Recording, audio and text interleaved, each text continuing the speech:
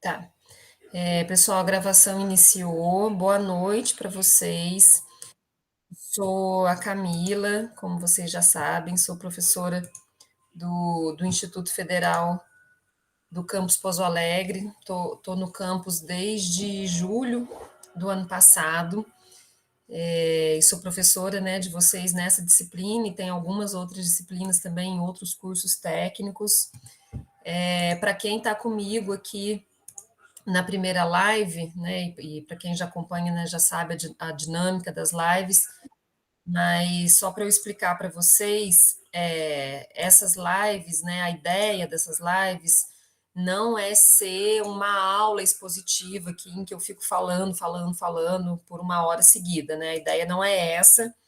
A ideia é que seja um espaço de interação entre a gente, um espaço em que vocês possam colocar reflexões da disciplina, as dúvidas, enfim, né, o que pode estar surgindo aí ao longo da disciplina, como é um canal de comunicação que a gente tem, o único canal de comunicação que a gente tem nessa atividade em que a gente está aqui online e ao vivo, né, diferente das aulas gravadas, que eu não estou nem online nem ao vivo.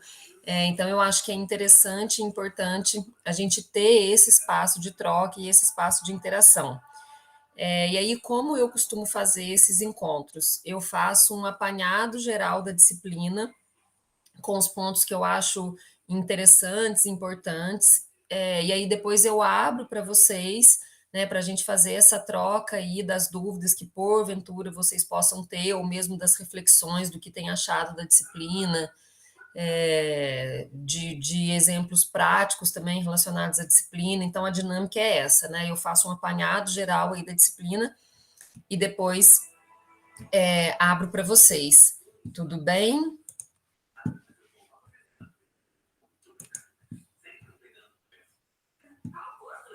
Bom, ok. Pessoal, bom, então eu vou fazer primeiro esse apanhado geral da disciplina, e aí logo eu abro o microfone para vocês, tá bom?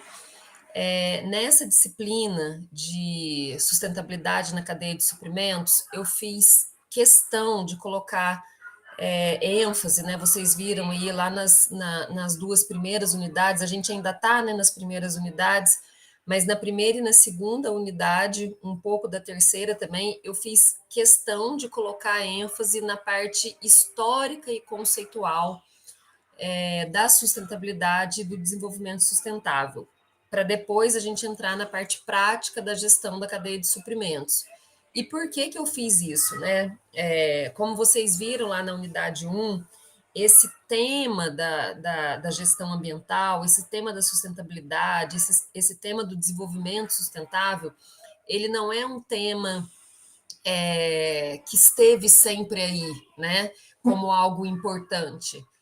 Como eu fiz esse histórico com vocês lá na unidade 1, né, a, até a década de 50, 60 ali, não existia essa reflexão sobre a necessidade de se preservar, de se conservar os recursos naturais, porque existia uma percepção de que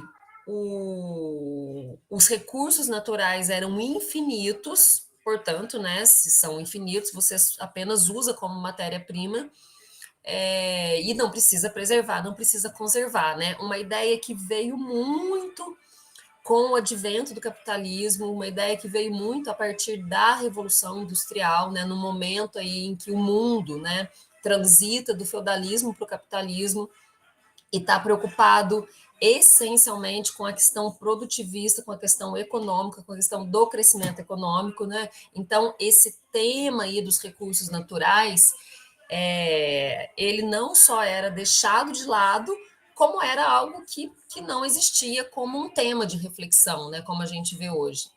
Porque não existia justamente essa percepção de que era necessário, né? Era necessário se pensar na preservação do meio ambiente, se pensar na preservação do meio ambiente, né? Pessoal, só um minutinho. Francisco, abaixa a televisão um pouco. Bom, pessoal, e aí com alguns acontecimentos, né? A gente tem aí na década de 80, já na década de 60, né? Mas estou falando na década de 80 porque são os movimentos mais intensos, né? De que há esse debate sobre a necessidade, sim, de se conservar os recursos naturais, né?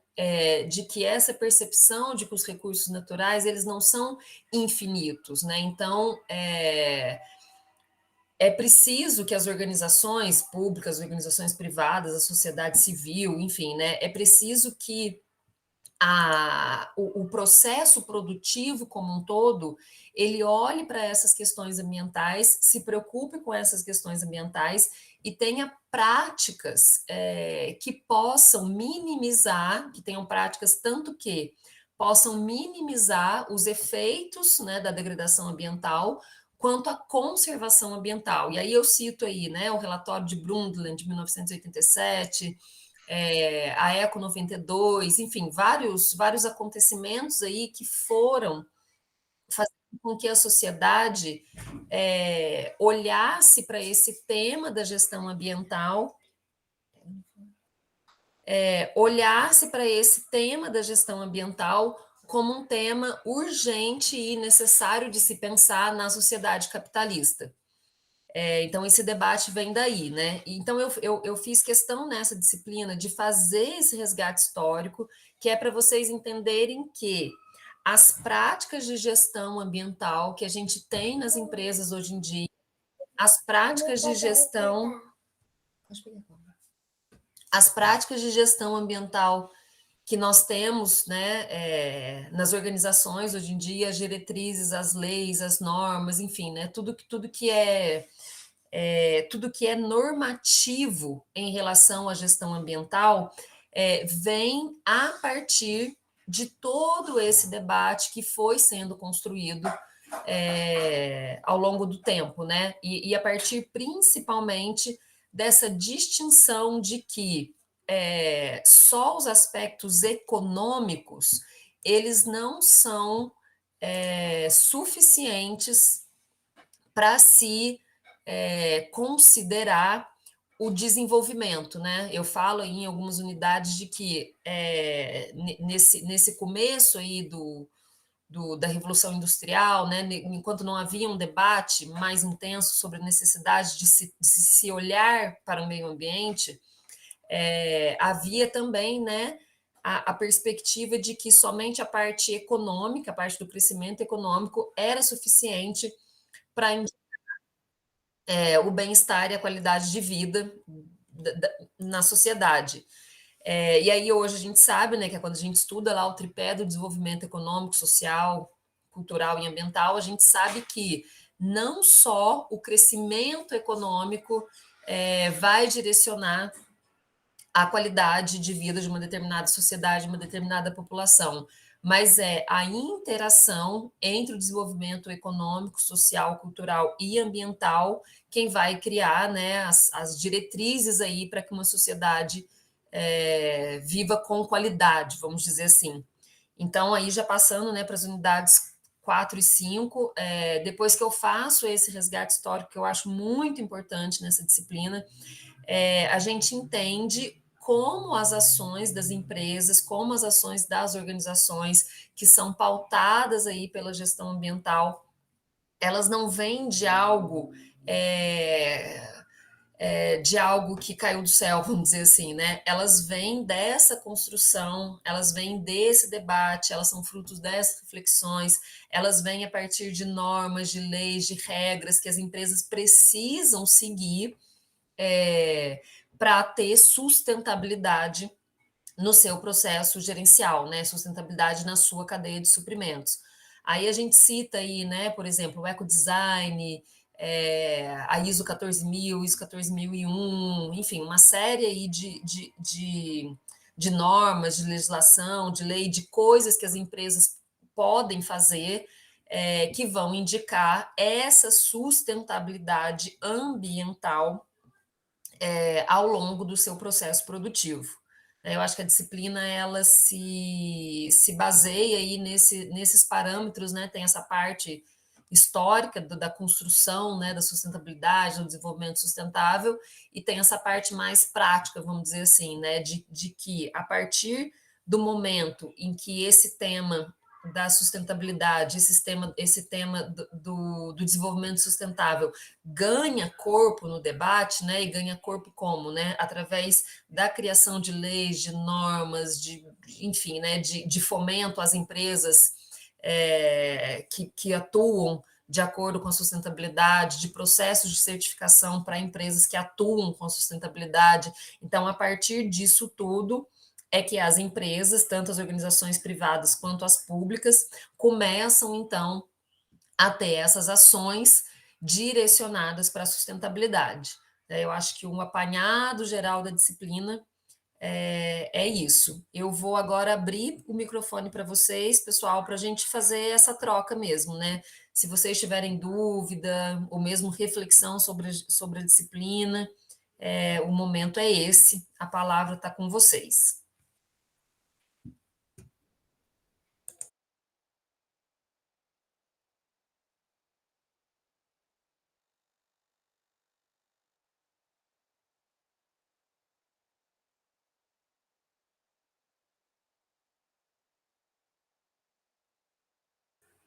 Ninguém, pessoal, tem nenhuma consideração? Tá tudo certo em relação à disciplina? Como é que vocês estão indo? Ou o que que vocês querem saber, né, um pouco mais, talvez, dos temas que a gente vai estudar? Como eu disse para vocês, a ideia não é mesmo ser uma aula expositiva de 1 hora, né? Então, é bacana vocês me direcionarem aí, né, porque vocês querem saber mais, ou para as dúvidas, enfim, para o processo da disciplina.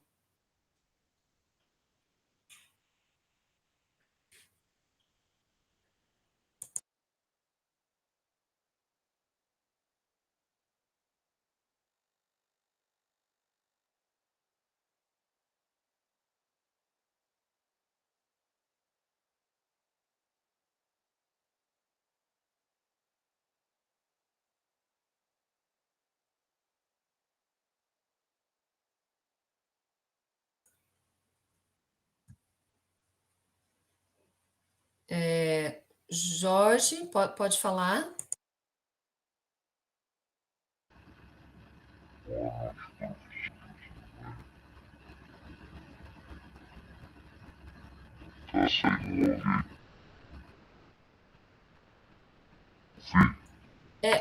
Eu acho que o microfone está com algum problema, Jorge. Eu não tô conseguindo escutar. Vocês estão escutando, pessoal? Escutar tá com uma sonoridade.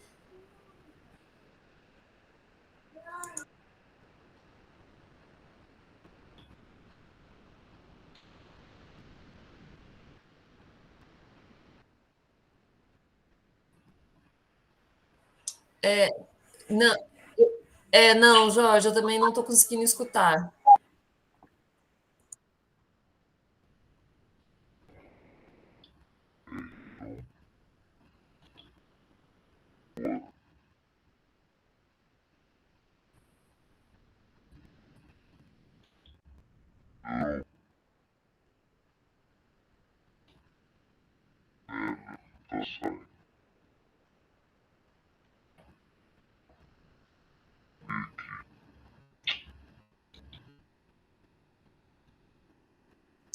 Parece que seu microfone está com som abafado.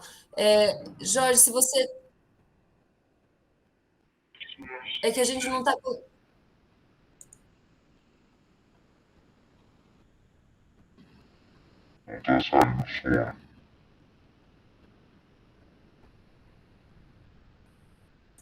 Bom, Jorge, se você puder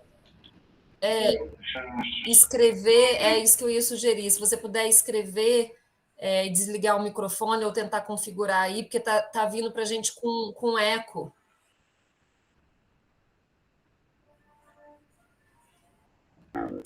Tá, obrigada, Jorge.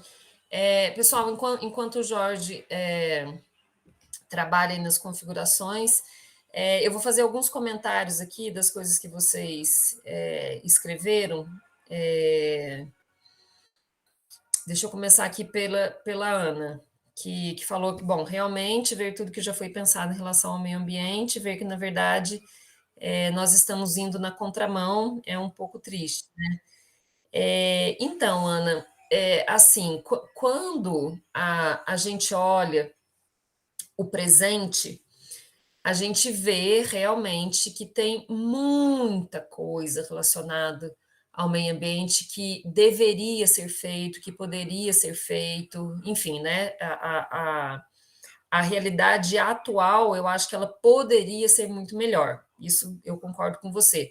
Mas quando a gente olha para trás, né, quando a gente vê, quando a gente estuda, né, quando a gente analisa que há alguns anos não existiam políticas ambientais que restringiam determinadas atividades das empresas, que não existia uma consciência da sociedade civil em relação à destinação correta de material reciclável, de lixo orgânico, enfim, né? Que não existia assim todo um toda uma reflexão mesmo em relação ao meio ambiente, né? Quando a gente não precisa nem ir muito longe, né? No começo da década de 80, década de 90, e não existia, por exemplo, agora falando nós como sociedade civil, não existia, por exemplo, destinação diferenciada para os materiais residuais que a gente produz em casa. Hoje existe, né? E eu acho que as pessoas mais novas, as crianças, né? Eu acho que elas já vêm com uma outra consciência. Então, assim, eu acho que sim, quando a gente olha para o presente, muita coisa ainda pode ser feita, mas quando a gente olha para trás, a gente vê que todo esse debate que vocês estão vendo na disciplina, todo esse debate em relação ao meio ambiente, ele se efetiva de alguma maneira em ações práticas, né? Mesmo que ainda fora do ideal, mas há ações práticas, né, que vêm aí desse, dessa reflexão. Bom, Scheibler pergunta quem é o responsável pela ISO. A ISO é uma série de normas padronizadas internacionais.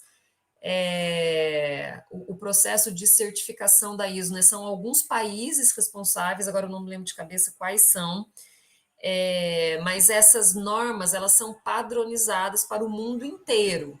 Então, as empresas, as organizações que desejam ser certificadas por alguma norma ISO, elas precisam se adequar a esse processo de padronização, né? Elas precisam respeitar as regras ali de gestão ali ao longo do seu processo produtivo relacionado àquela norma ISO que ela deseja ser certificada.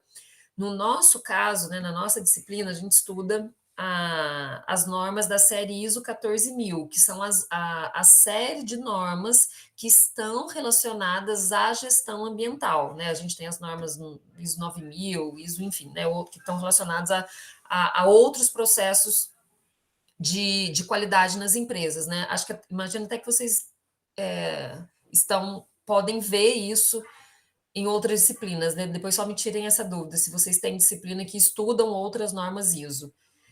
Mas as ISO 14000, que são as normas relacionadas à gestão ambiental, elas indicam uma série de padronização em relação ao processo produtivo das organizações relacionadas à gestão ambiental, né? Então, por exemplo, eu até dou esse exemplo em alguma das nossas aulas, né? Mas, por exemplo, a destinação de dejetos industriais nos rios.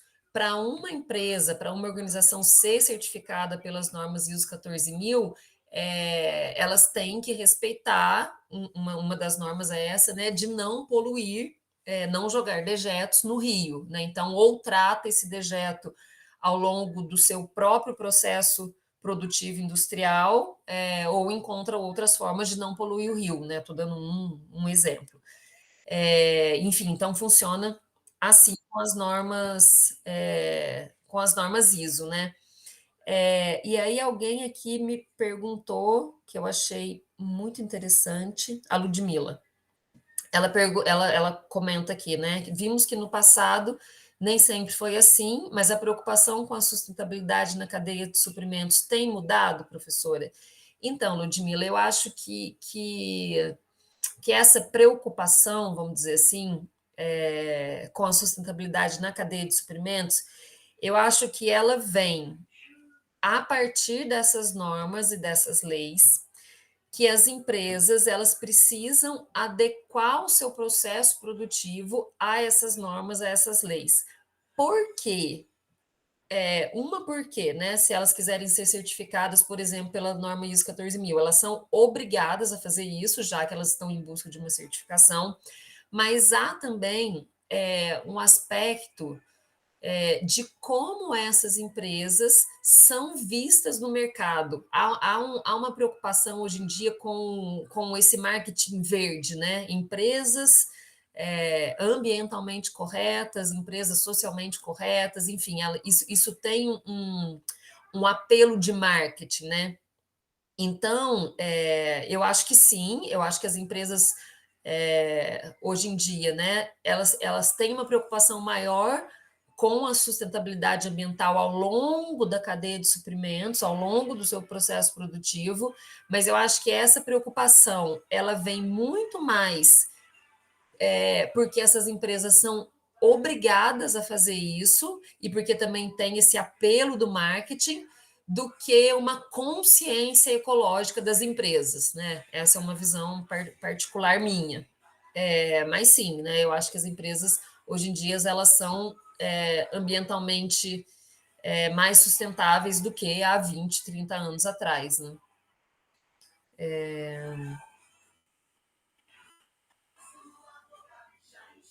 Sim, a Ana comentando, né, que a Natura e a IP já adotam medidas, até mesmo de reflorestamento.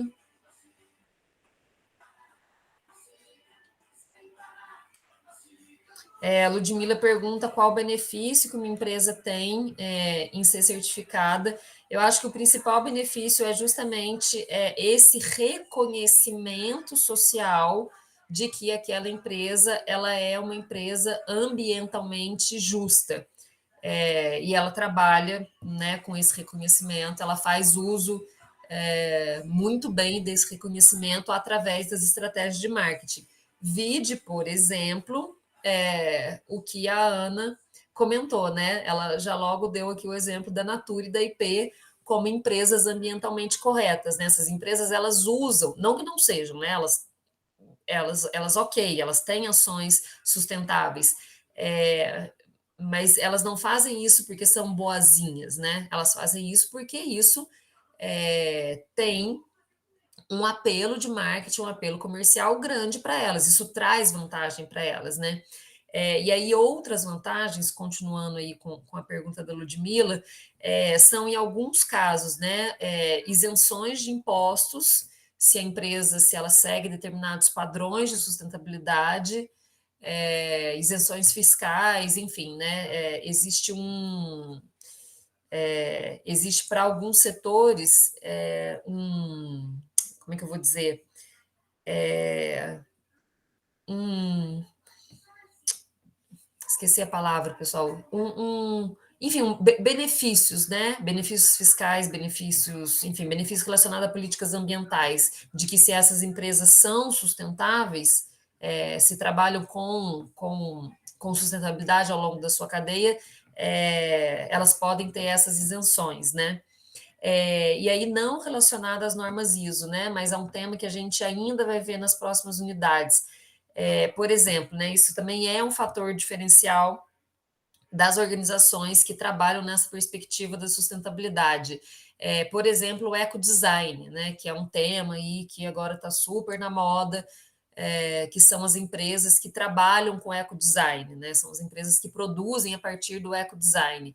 E aí isso significa o quê? Essas empresas que conseguem reaproveitar a matéria-prima utilizada no processo produtivo, que produzem com o mínimo possível para um produto de qualidade, né? Ainda assim mantendo a qualidade, que tem processos de reciclagem ao longo do seu processo produtivo, que produzem um produto que tem mais de uma utilidade, então, por exemplo, um sofá-cama, né? É um produto um dois em um.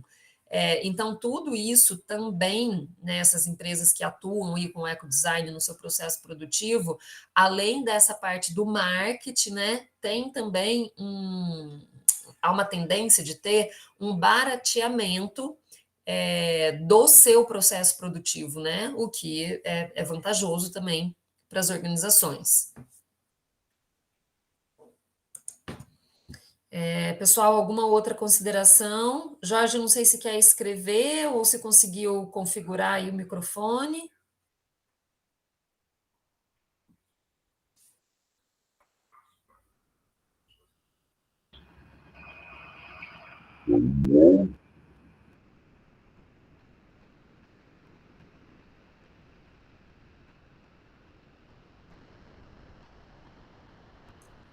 Tá do mesmo jeito, infelizmente.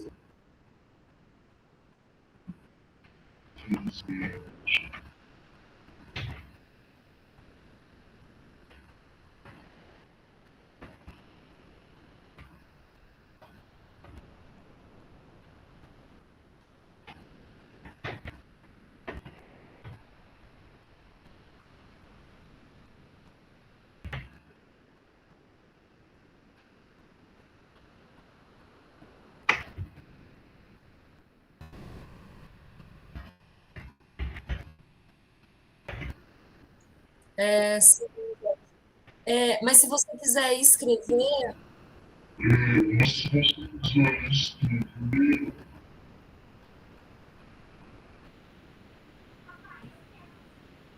sim, se você quiser escrever, a gente acompanha aqui pelo chat, porque no áudio não dá para acompanhar.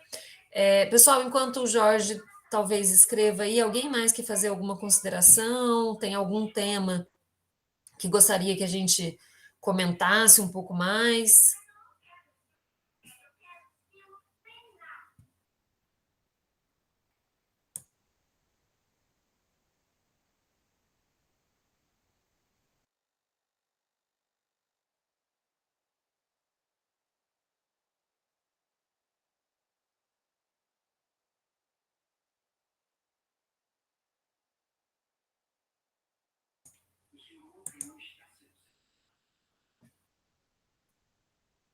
É isso, pessoal? Ninguém tem nenhuma consideração? Vocês estão gostando da disciplina, do conteúdo, das unidades? Como é que tá?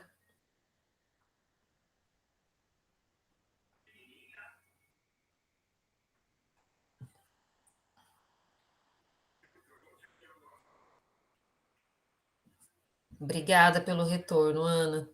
Eu é uma disciplina que particularmente eu gosto muito também.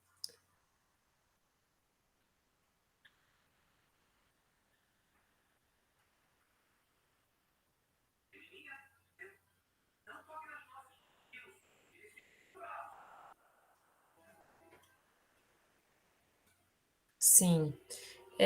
Bom, pessoal, se ninguém tiver mais nenhuma consideração, a gente pode até encerrar a live um pouco antes do horário. Mas assim, eu volto a falar para vocês, né? A gente está na unidade 3, né?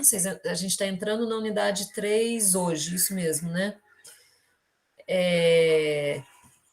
Então, deixa eu só ver aqui.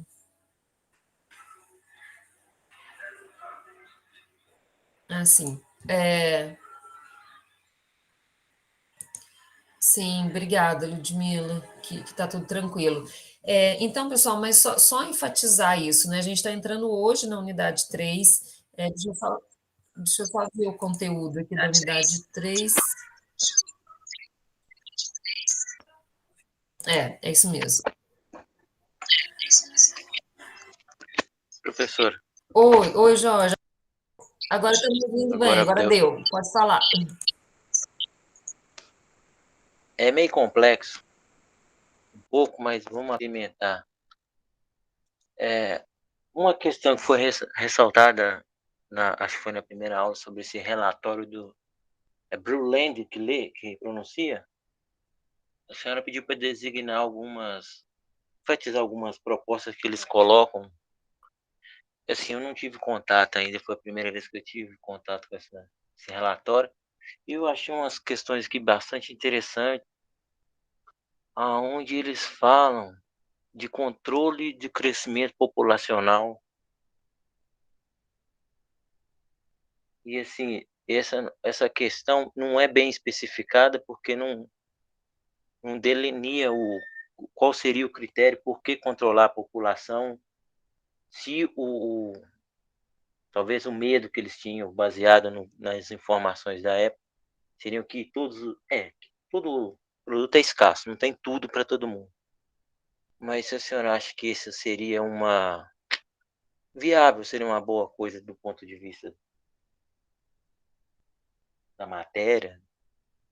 E a outra é a proteção dos ecossistemas supranacionais como Antártica, Oceania e etc. pela comunidade internacional, que se refere à ONU. A senhora tem alguma coisa? Ficou claro? É porque eu tive que entrar acelerado aqui, eu tinha meu esquema aqui, mas que eu estou pelo celular. O que a senhora acha disso? Tá, Jorge,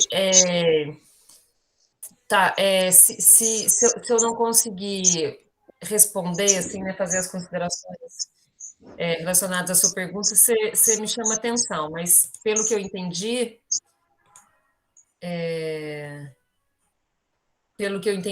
das suas questões, então, em relação. Só desliga seu microfone, fazendo um favor. Em relação às suas questões, então, esse relatório, né, como outros documentos, como outros debates, como outras reflexões que tem esse tema da sustentabilidade do desenvolvimento sustentável, só para localizar vocês onde tá esse debate, né? Eles são reflexões sobre propostas, enfim, propostas que poderiam ser viáveis para a sociedade. Algumas propostas dessas, né, como, por exemplo, o controle do crescimento populacional, em princípio, não são propostas de política pública, vamos dizer assim, de política pública de contenção de crescimento populacional, mas de conscientização, né, que é uma esfera anterior a essa de, né, não é que o governo mandaria fazer um controle populacional, né, mas um processo de conscientização é, de controle populacional, por exemplo. Mas essas ações, né, que eu acho que aí que é importante a gente pensar, né? Essas ações isoladas, elas também não garantem nenhum processo de preservação ambiental efetivo, né? Eu acho que é isso que é legal quando a gente olha os vários temas, os vários documentos, né? O fato de o relatório de Brundtland propor, por exemplo, controle populacional, essa proposta é feita no sentido de uma conscientização, né, em princípio, mas essas propostas isoladas, elas não garantem também efetivamente processo de preservação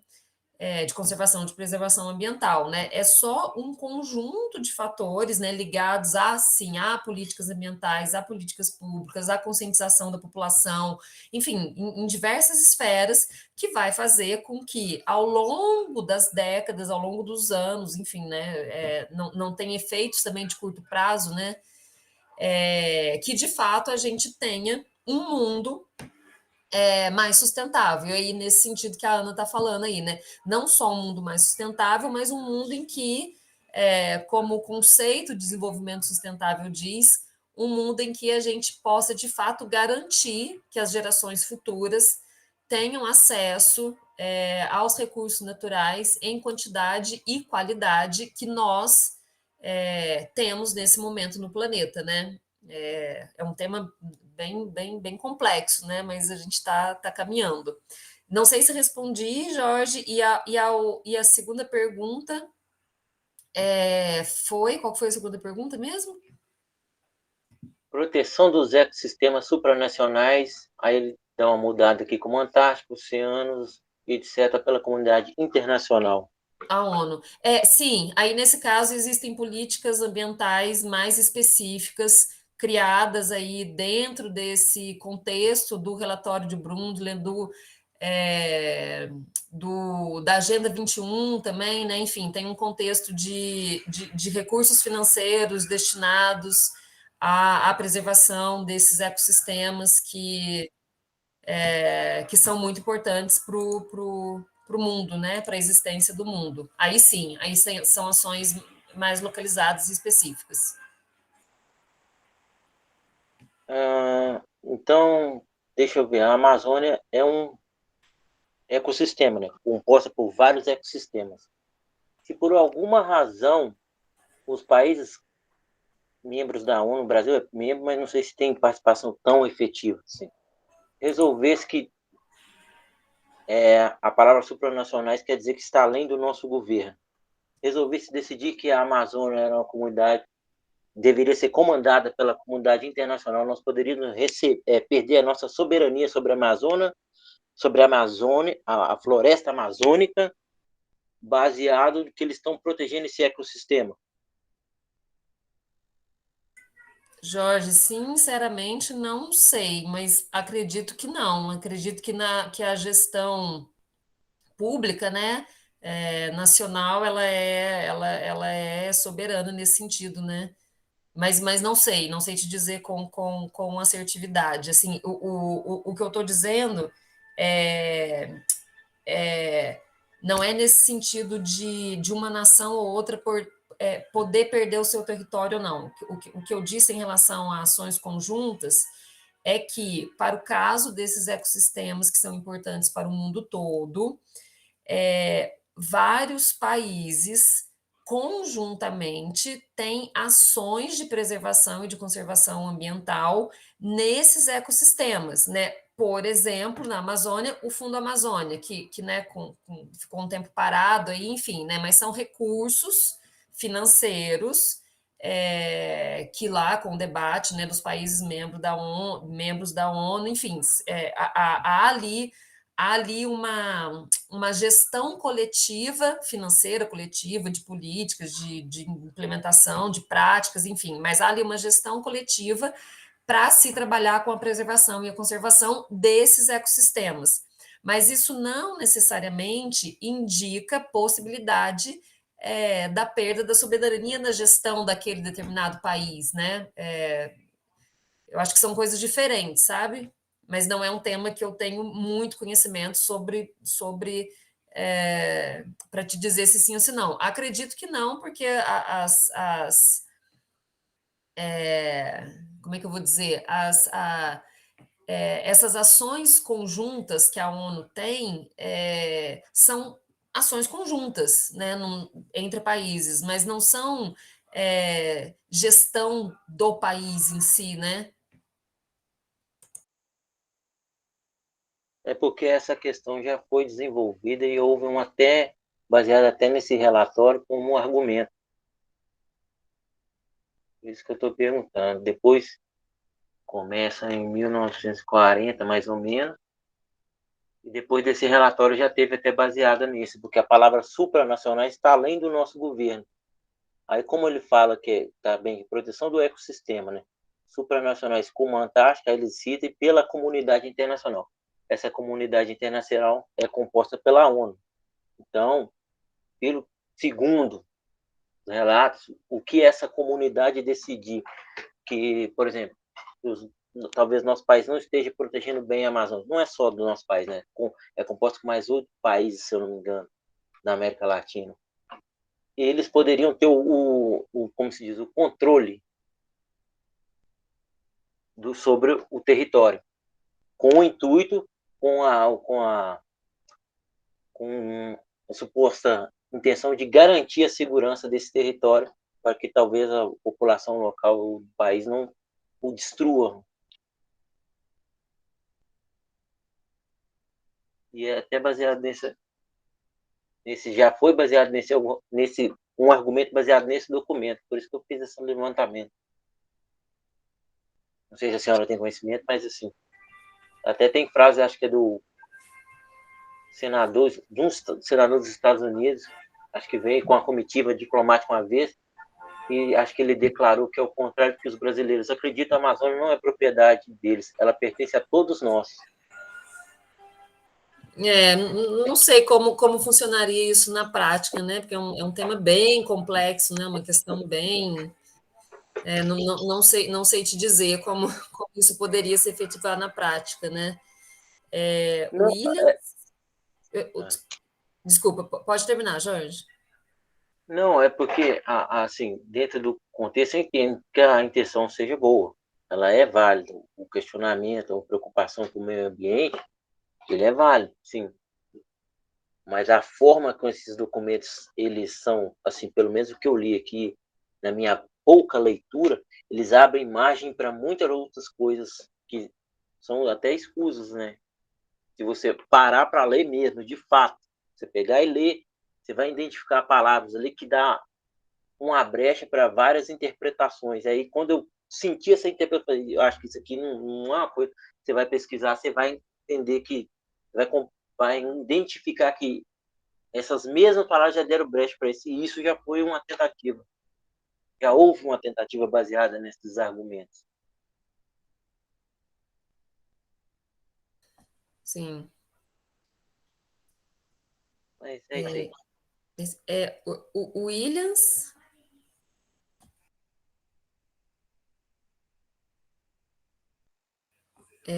Pode falar, Williams. Olá, boa noite. Está me Boa escutando, noite, estou escutando, professora? sim. Bem, em questão que o colega estava falando, em questão da Agenda 21 e a questão da ONU, com os outros países, em questão de meio ambiente e sustentabilidade, o que ocorreu, o que está acontecendo, que eles estão querendo prever, né? E a gente, como assim, no antigo governo, estava tentando não abrir brecha para alguns países, que eles querem tomar posse, né, do Amazonas, porque por causa da sua água, né, da sua flora e fauna, e eles querem conservar. Isso, né, falando as palavras bonitas, mas claro que não é isso, eles querem tomar posse. Mas por que eles querem tomar posse? Porque já destruíram o dos países dele e estão querendo manter onde eles não têm acesso, onde eles não são deles, onde eles não dominam, mas eles chegam querendo colocar o Brasil, né, que é aqui o estado do Amazonas, que eu falo daqui de Manaus, do estado do Amazonas, tá, gente? Então, por isso que o interesse deles de vir para cá, tanto os americanos, que é os Estados Unidos, quanto o Japão, eles ficam muito. Por isso que teve um conflito em algumas partes em questão industrial, comercial também.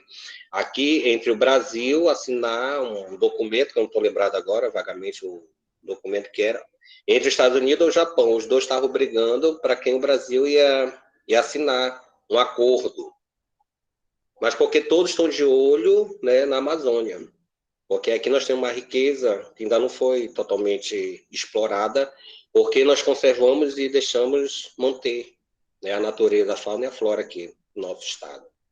Então, eles estão querendo, né, tomar posse, realmente. Não querendo questão de só proteger, mas tomar para eles.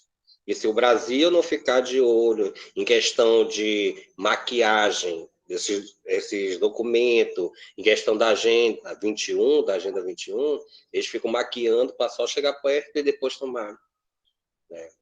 A gente só tem que ficar de olho nisso. Para a gente não perder muito, né, no que deixa vago só alguns artigos, alguns documentos, né? Mas o propósito realmente deles que eles querem aqui com o Brasil e ainda mais com o estado do Amazonas. Esse é o meu. E aí, nesse sentido que vocês estão falando, né, eu acho que essa ideia aí, né, da criação de uma legislação ambiental, de leis, de normas, enfim, né, dessas diretrizes aí que orientam as ações, tanto as ações públicas, né, quanto as ações das organizações privadas, eu acho que são as ferramentas, né, de gestão que existem. E aí eu volto a falar, né, essas ferramentas de gestão ambiental, elas existem a partir dessa construção toda, né? E aí, nesses momentos, inclusive, a gente vê como é importante se ter, né? Se existirem essas leis, essas normas, né? E se efetivar a aplicação delas.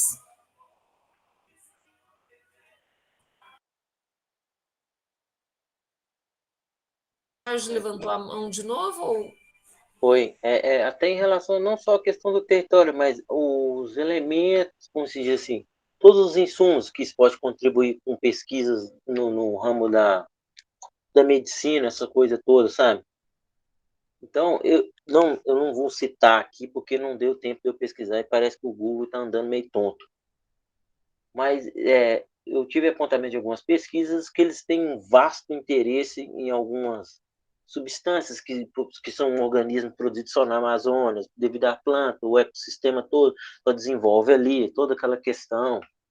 Mas ainda não dava tempo de eu trazer um documento de fato apontando.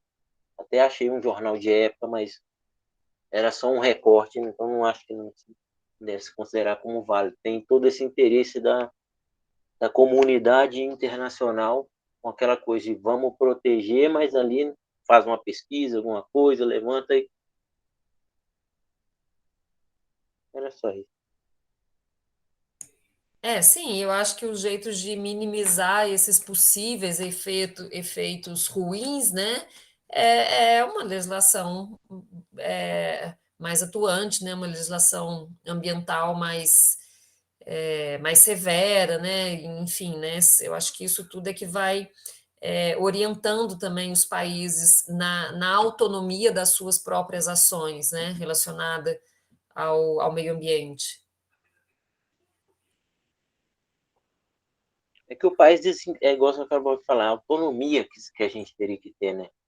Uma coisa é você educar, ensinar e delinear o que pode ser feito e deixar que as pessoas expandam. Outra coisa é você chegar e falar, tem que ser assim, entendeu? E a impressão de passa assim, igual eu falei aqui, deixa muito vago para muitas outras interpretações que já foram aplicadas, sabe? Uma coisa sem impor, outra coisa você direcionar a forma que isso pode ser feito. É igual eu falei, o debate é válido, tem que preservar, tem uma série de fatores que tem que ser levado em conta, mas talvez o meio ou o método estava meio escuso, assim, sabe? É meio estranho. Mas, inclusive, eu achei engraçado que tem uma coisa que se fala, não sei se alguém já teve conhecimento, que falam que a Amazônia é o pulmão do mundo. E ela não é o pulmão do mundo. Ela produz 2 milhões, não sei quanto, ela consome X, 1,5 bilhão de consumo. São as algas marítimas que são o pulmão do mundo. Elas que, através da fotossíntese, fazem todo esse trabalho. Não que a Amazônia não seja válida, mas comparado às algas, comparado ao mundo inteiro, o pulmão do mundo é as algas marinhas. Não é a Amazônia como se prega, porque foi, cheguei até a ver aqui, que foi uma falha de interpretação de um jornalista na entrevista de um cientista, que ele interpretou na tradução errada. E aí ficou essa questão, e aí virou esse slogan, Amazonas é o pulmão, não é, são as algas que são. Inclusive um instituto brasileiro que afirma isso. Tem ali no site da Embrapa. Então, como uma coisa cola tanto, fixa tanto, quando você lê esse relatório aqui e vai vendo essas brechas, essas interpretações que podem dar margem para outra coisa, você fica meio assim. Mas a aula em si é boa, porque ela traz reflexão sobre várias coisas e abre outros aspectos. Né? Sim, sim. Pessoal, deixa eu só, antes de passar a palavra para o Williams novamente, que o Paulo Sérgio está comentando aqui sobre um documentário de lixo eletrônico, lixo nuclear, enfim. Há uma questão também, pessoal, que eu acho que é muito interessante a gente falar nessa disciplina, que é isso, né? Fazendo essa inter-relação de novo. O debate da sustentabilidade que não existiu desde sempre, né? Mas como esse debate ajudou a criar leis, normas, regulamentos que as empresas, que as organizações públicas precisam se adequar hoje em dia, mas existe também uma outra coisa que o ponto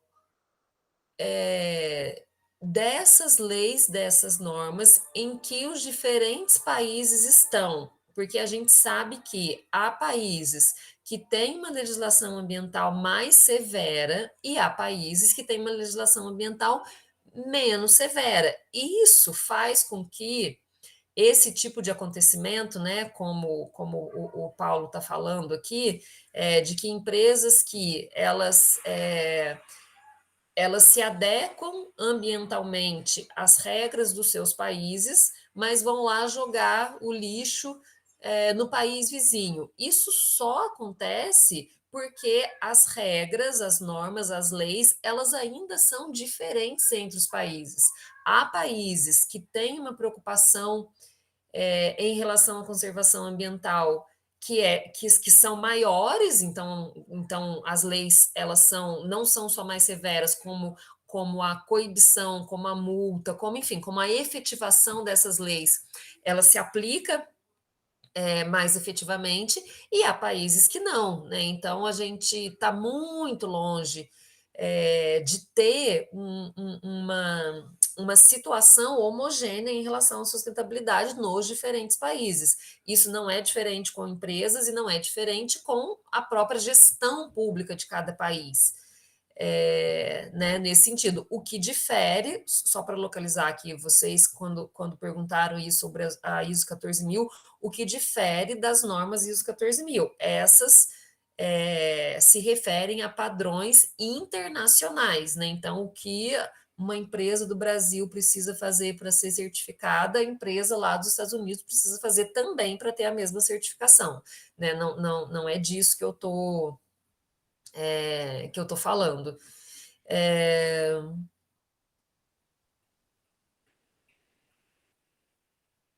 Tem a ver com a Eliane está falando aqui, né, em relação à legislação, a localização da indústria e o que a legislação permite ou não, sim, certamente, e se a agroindústria também é incluída na ISO 14000, pode ser incluída também, né, algumas agroindústrias, se desejam ser certificadas, e desde que cumpram as normas estabelecidas pela ISO 14000, podem fazer parte, sim.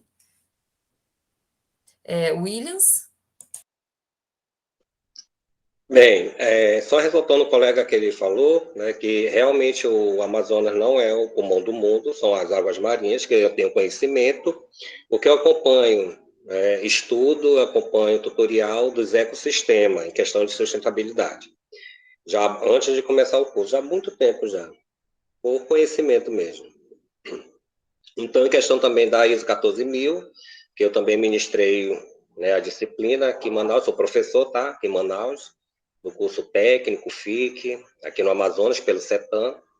Então, eu também tenho um conhecimento sobre a norma ISO 14000, por isso que eu abordei o conteúdo falando em questão, né, do posicionamento, que é questão de normas, de leis, né, que os outros países, né, desenvolvem para poder manter, né, o ecossistema mais sustentável, né, a natureza, o ambiente mais sustentável. Em questão de botar leis e regras mais rigorosas, né, como a professora Camila comentou, lá fora, alguns países, não é permitido você jogar lixo no chão. Se você jogar lixo no chão, você pega multa. Tem uns que fica até detido, mas não estou lembrado qual os países, as cidades, lá fora, na Europa. Né? Então, aqui, a gente teve acho que foi em 2008, 2009, 2010, 2011, por aí, não estou lembrado, que eles começaram a acordar mais aqui no Brasil em questão, né, da sustentabilidade, em questão de manter mais a cidade limpa. Até um colega abordou em questão disso, que não é permitido que vai ser, como se diz, regulamentar essa lei, mas não, como não reforçaram, não foram mais rígidos, mais leis, né, para não sujar. Porque hoje em dia nós vemos tanto os nossos rios, as florestas, os mares, né, sujos de PET, garrafa PET, plástico, linha, eu vi agora um documentário, um tubarão arrastando uma tartaruga para um barco. Não estava querendo devorar a tartaruga, estava empurrando para o barco, aí o pessoal do barco pegaram, era uma linha, uma corda amarrada no pescoço, já estava sufocando a tartaruga. Aí a gente vê em questão de que, né, que o ser humano polui e degrada, né, a natureza, né, joga os lixos, e na frente quem vai sofrer as consequências somos nós mesmos. Somos nós mesmos, pela poluição, pelo mau uso do nosso descarte de resíduo, né? Por isso também nós temos que trabalhar o quê? O que eu foco muito também em questão, né, de conhecimento é a logística reversa. A logística reversa, ela trabalha na área, né, da sustentabilidade também, que ela pega para trabalhar os descartáveis para transformar em matéria-prima ou algo, né, algum produto. Então, ser reutilizado novamente. Somente, tá? Grato pela oportunidade.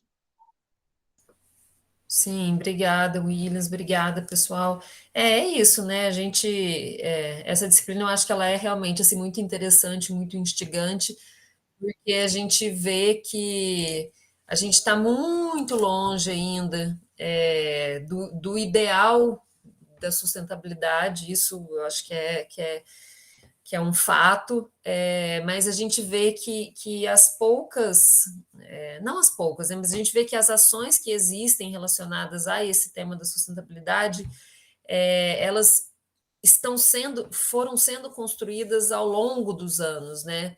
Então eu acho que essa percepção, né, de como os resultados relacionados à conservação do meio ambiente são resultados muito de longo prazo, né? Eu acho que é legal a gente ter essa ideia temporal mesmo, histórica, né? De que a gente está longe de estar realmente no ponto ideal, mas quando a gente olha para trás, a gente vê que a gente teve avanços, sim, né, como sociedade, mas e quando a gente olha, quando a gente vislumbra o futuro, a gente percebe também que se a gente, como sociedade, não estabelecer, né, práticas, padrões, leis, normas mais incisivas, a gente corre o risco de não deixar para gerações futuras, né, o mesmo planeta que nós temos condição de ter acesso, né? Então é um tema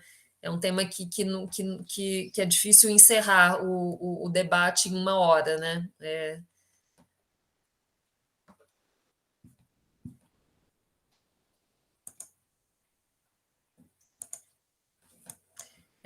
Pessoal, Jorge, pode falar?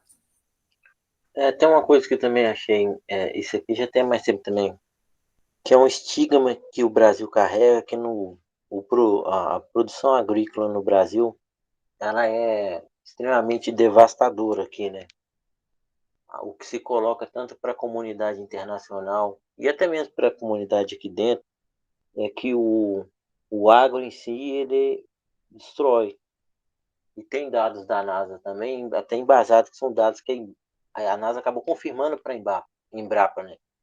Que o Brasil, devido talvez até a sua questão, a seu território, né? É o que menos, é o que mais produz em menos espaço possível. Que é algo que eu achei bastante interessante, que outros países que apontam o dedo para cá não conseguem fazer. Logicamente, eu não vou ser leviano e vai ser, mas qual é o tamanho deles e qual é o tamanho da gente também, né? Não tem que se levar essa questão dimensional. Mas a gente sempre vê falando esse aqui o que impera é sempre o desmatamento, tudo, devastação. E hoje tem vários recursos tecnológicos até que se encaixam nisso que você está falando, que talvez antes não tinha. Hoje você consegue recuperar um solo e plantar nele diversas coisas consecutivamente, até mudando insumo da própria natureza no mesmo solo. Você ser capaz de renovar ele, talvez se encaixe bem, eu não acredito no que você está falando em relação à evolução durante esse tempo, né? Porque, só, assim, talvez pode soar um pouco não é divergente, não. Se havia uma questão de como vamos olhar para o futuro e fazer isso, e se coloca-se isso como que as empresas deveriam se virar e dar um jeito, e elas só fazem isso por obrigação, nem sempre é por obrigação. Existem manejos para cultivar até que tornaram o processo 200 vezes mais eficiente, em menos tempo, e produzir mais. Só com um simples manejo que você faz ali. Não sei se alguém aí já ouviu falar que as fezes, acho que é do porco, do suíno ou da vaca, hoje você pode relançar ela na plantação de capim, e o capim cresce mais forte, mais rápido, e é algo sustentável. Coisa que antes você descartava assim, causa, devido ao gases, alguma coisa, e é difícil de você deixar isso de à parte. Então, quando se coloca que, às vezes, as empresas estão fazendo isso só por que soa, assim, por obrigação, não. É porque tem um retorno. E esse retorno não está só no marketing, não. Uma vez que você faz isso, você consegue ter maior produção, tornar produtos mais acessíveis com custo menor. Eu acho que assim, fica aquela coisa muito dissonante entre que o capitalismo é sempre ruim. Mas se você pegar também ao longo da história, o que permitiu a gente chegar até aqui, como a Revolução Industrial permitiu que as pessoas tivessem condições melhores do que elas estavam antes, e a população chegou a dobrar em alguns países, foi permitido. Talvez não era de uma forma assim tão viável como a gente olha para trás, mas que houve mudanças, que eles não, eu acho assim, eu não vejo eles como rivais. Lógico que teve um período do capitalismo predatório. Talvez eles não tinham nem consciência disso, talvez, ou se tivesse, era pouca. Mas olhar para trás e enxergar isso também, como essas formas mudaram de cultivo e permitiram a gente evoluir, ter acesso a outros alimentos, talvez não seja com 100% de qualidade que tinha antes, mas se negar que hoje você consegue fazer uma plantação e atender mais gente, ou você prefere ter menos gente com a qualidade. Então, acho que é um balanço entre, acho que tem que ser, assim, uma visão mais afastada um pouco, deve ter uma consonância, e não sempre deixar aquela coisa que é uma questão de marketing, que o capitalismo é mal em si. Porque o capitalismo em si é um sistema econômico. Agora, quem gere ele é diferente. Aí, era só isso. Sim, né? Essas questões são todas importantes mesmo. Pessoal, nosso horário deu, eu vou ter que encerrar nossa live, que eu tenho uma outra live agora. Eu agradeço a presença de vocês, agradeço as reflexões, qualquer dúvida em relação à disciplina, enfim, é só entre em contato com os consultores, podem mandar mensagem para mim também. E é isso, eu vou encerrar nossa live agora. Boa noite e obrigada pela presença de vocês.